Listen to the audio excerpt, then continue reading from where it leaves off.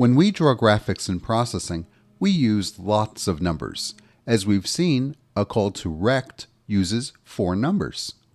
If this was the first time you were seeing a call to rect, you'd have no idea what these 4 numbers mean. They could mean anything. The only reason that this call makes sense to us is because we know how processing will interpret these 4 numbers. We know it's going to treat the first 2 numbers as the x and y values of the corner of the rectangle, and then the last 2 numbers as the width and height. This is nothing more than a convention or an agreement between ourselves and processing, but there's nothing special about it. These 4 numbers could mean almost anything. In fact, processing offers us 4 different ways to interpret these numbers. Each of these alternative interpretations is called a mode. We'll see that these modes can make understanding a program incredibly frustrating and difficult. But some people do use them, and you might see them in code that you find online or get from a friend. So I'll discuss them here so that you can understand them when you encounter them. Let's begin with controlling rectangles. To tell processing how to interpret the 4 numbers in the rect command, we call rect mode with one of 4 keywords as an argument. And here I'm just leaving space for that with a bunch of underscore characters. Once we call rect mode, from then on, all rectangles get interpreted in the new way until we call rect mode again. Let's look at the 4 modes. The first mode for drawing a rectangle is called corner. That's the keyword, and so we would call rect mode open paren corner, all one word, all caps, close paren semicolon. This tells processing that when it sees a rect command, the 4 values give it the upper left x and y of 1 point, followed then by the width, and then the height. Of course, this is exactly what we're used to, and it's familiar because this is the default mode. So if you called rect mode corner in your code, you wouldn't change a thing. Alternatively, you can call rect mode with the keyword corners with an S at the end. The keyword is similar to corner, but that capital S makes it a completely different word, and it has a big effect. After you call rect mode corners, the 4 numbers mean the x and y of one corner, and then the x and y of a diagonally opposite corner. Processing doesn't care which 2 corners you use, as long as they're diagonally opposite. The third mode is called center. In this mode, the 4 numbers in a rect command provide the x and y of the center of the rectangle, and then the width, and then the height. This might sound familiar because this is the way we describe ellipses and circles, but this is not the default mode for rectangles. Finally, the 4th mode is called radius.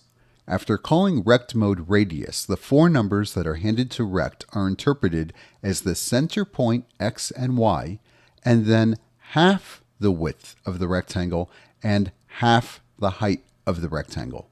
You can draw any rectangle using any of these modes, but of course you need to pick the numbers for rect with care so that you're describing the rect you have in mind. As we know, if you never call rect mode, then processing uses the default, which is corner. Ellipses have the same 4 modes.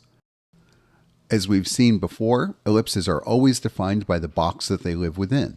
The first mode is corner, and it works just the same way that rectangles do. A corner, a width, and a height. This is not the default mode for ellipses.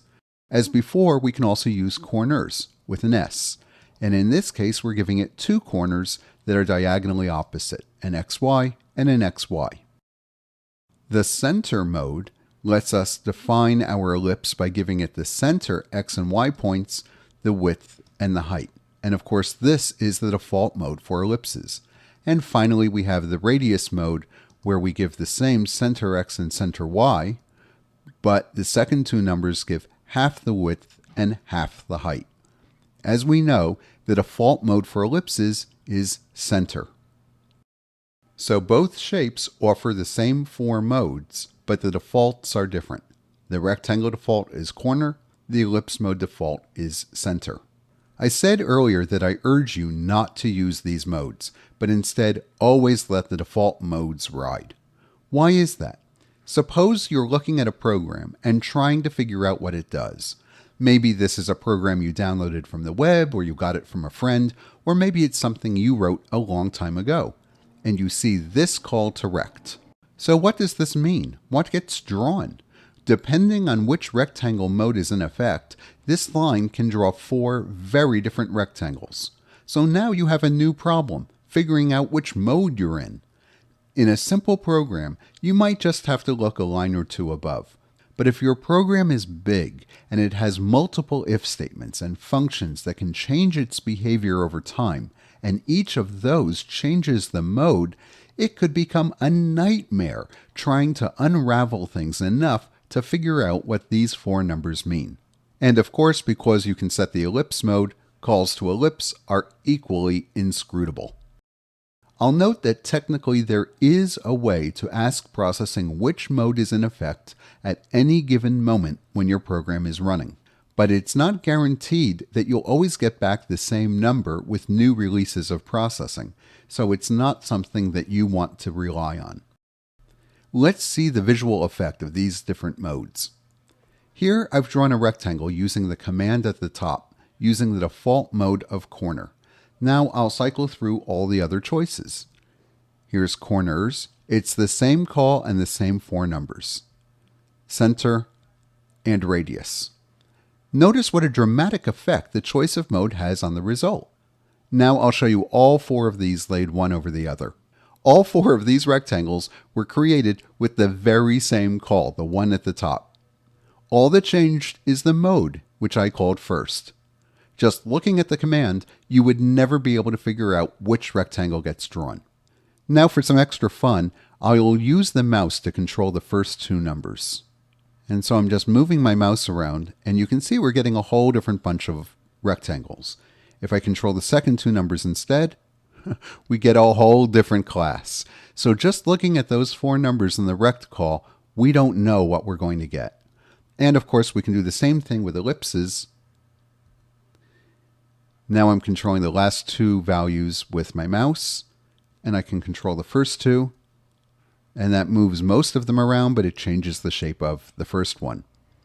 This is why I say that the safest course of action is to avoid modes. Then you'll never confuse yourself. When you see a call to rect or ellipse, you'll always know what the numbers mean, and you'll always know what's going to get drawn.